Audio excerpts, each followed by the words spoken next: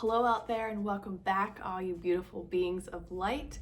We are here studying the lessons of A Course in Miracles, and today we're going to be reading through lesson number 91.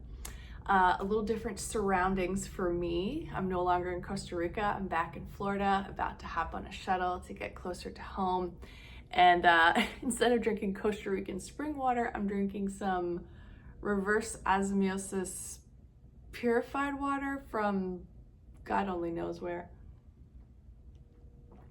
And last night, just a quick little thing with after doing the water fast and the refeed process, I had literally 2 pounds of fruit that I took with me on the way yesterday from Costa Rica. A huge plate of papaya and a huge plate of mango.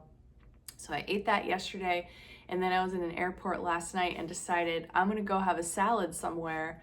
So I think that might be my new thing, is having modified salads in bars. Stay tuned for that. Anyway, so let's get into lesson number 91. Miracles are seen in light. It is important to remember that miracles and vision necessarily go together.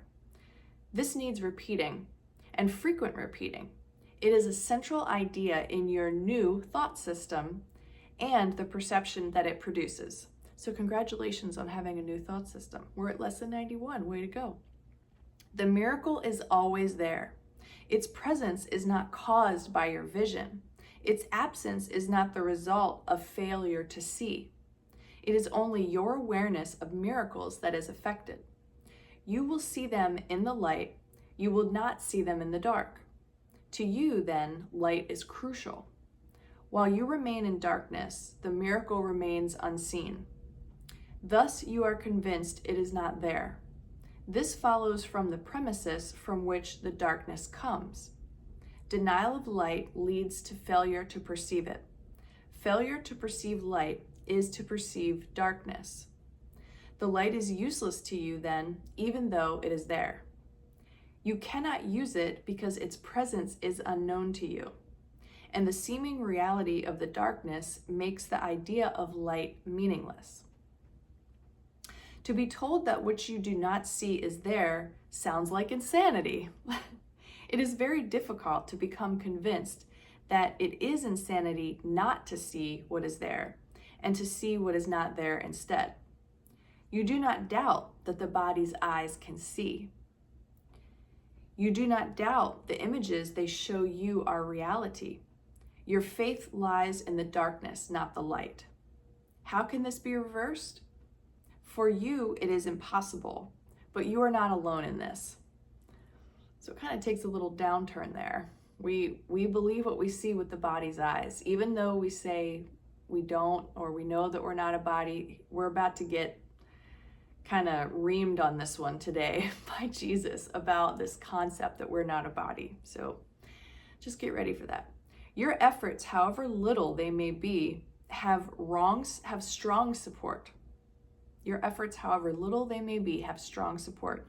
Did you but realize how great the strength, your doubts would vanish? Today we will devote ourselves to the attempt to let you feel this strength. When you have felt the strength in you, which makes all miracles within your easy reach, you will not doubt. The miracles your sense of weakness hides will leap into awareness as you feel the strength in you. 3 times today, set aside about 10 minutes for a quiet time in which you try to leave your weakness behind. This is accomplished very simply as you instruct yourself that you are not a body. Faith goes to what you want, and you instruct your mind accordingly. Your will remains your teacher, and your will has all the strength to do what it desires. You can escape the body if you choose.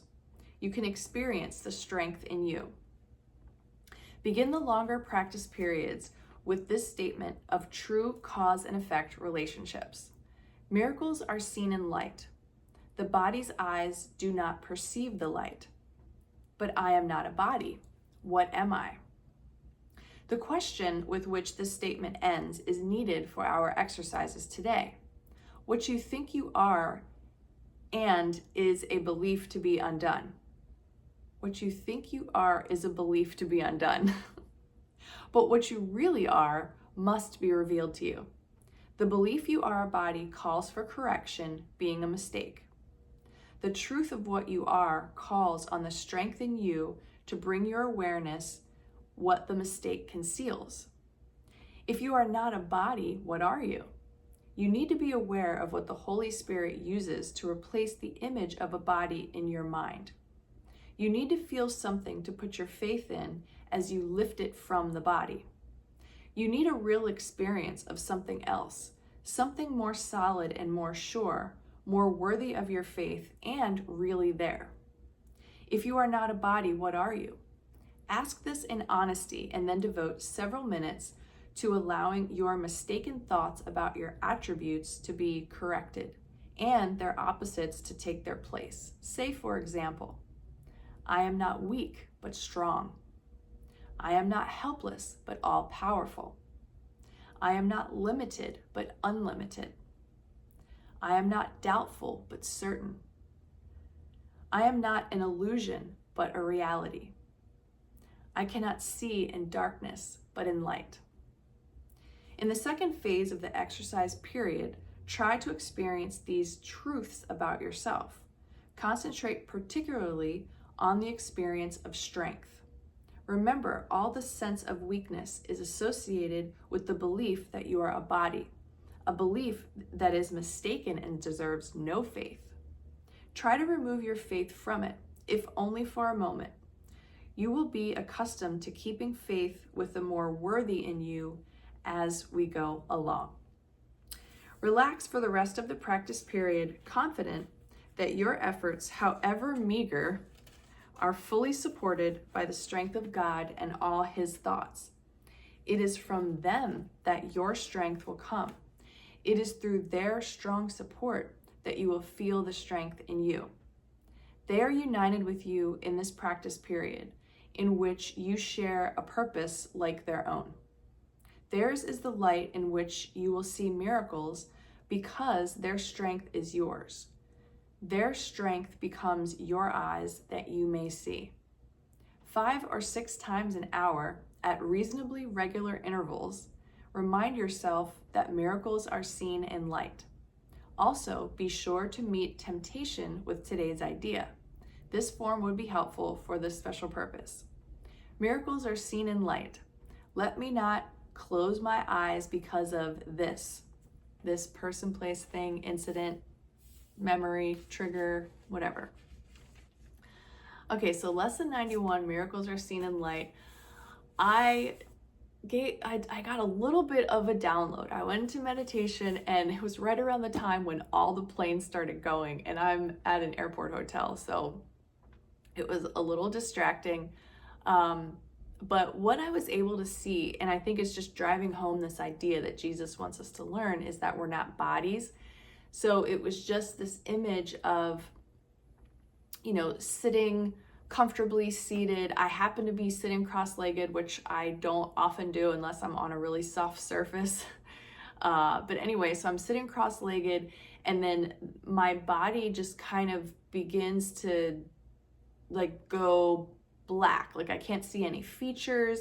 And then there's this turquoise ambient light that sort of moves out of the body.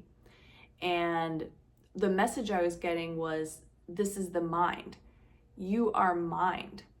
So there was an iridescent glimmering to this light.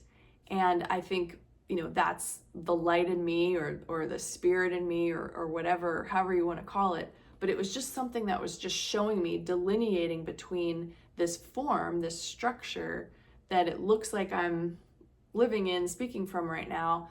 And when you're in that meditation space, you can start to notice that there's this aspect of you that phases in and out of being in that structure.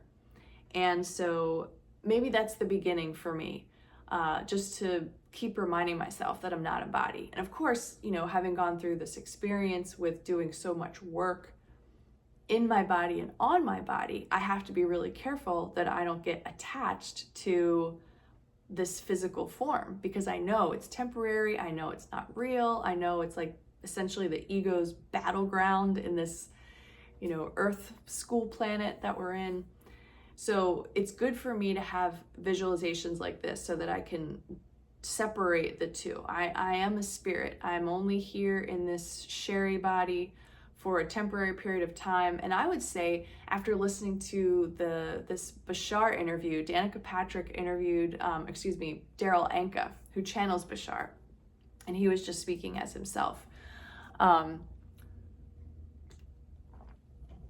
And he was explaining that we, so millions of times a second or something like that, we kind of have an opportunity to restart again, or we're going into parallel places all the time. It's just so constant, and we're so busy in the now moment. Like, we just have no concept of it. And in fact, it would probably drive us crazy if we were really aware of all the things that our soul was doing with all the different aspects of us every second of the day.